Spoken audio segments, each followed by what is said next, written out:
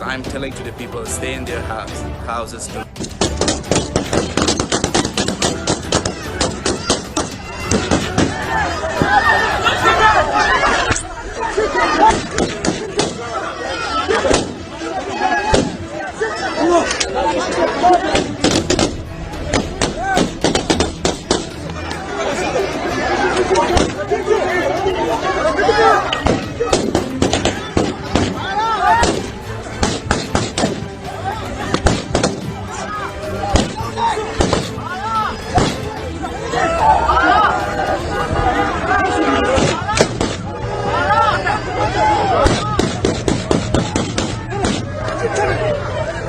This is one of the largest, most difficult airlifts in history, and the only country in the world capable of projecting this much power on the far side of the world with this degree of precision is the United States of America.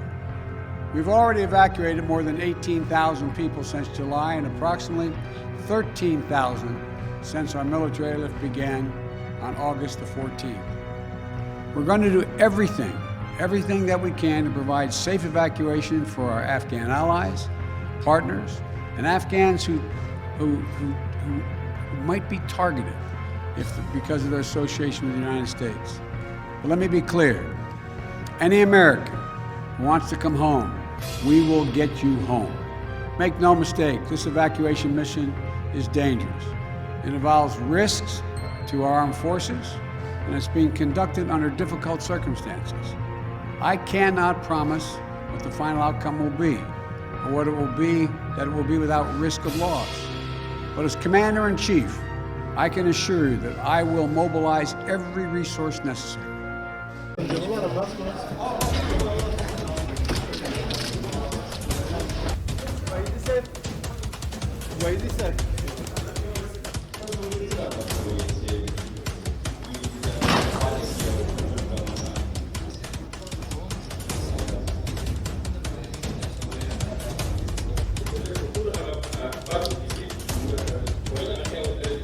موږ به ان شاء الله د شریعت په چوکاټ کې ښځو ته د کار او فعالیت اجازه ورکو. ښځې د ټولنې مهم عنصر ده او موږ دې ته په درناوي ګورو.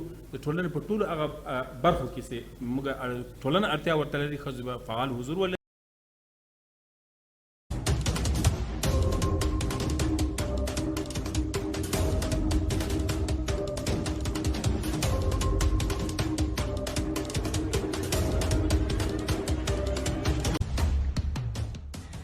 شبنم دوران یم د تیرو شپږو کلونو راهیسې دلته په افغانستان کې زه د خبریال یا د خبر څانګې د ویاندې په توګه دنده ترسره کوم.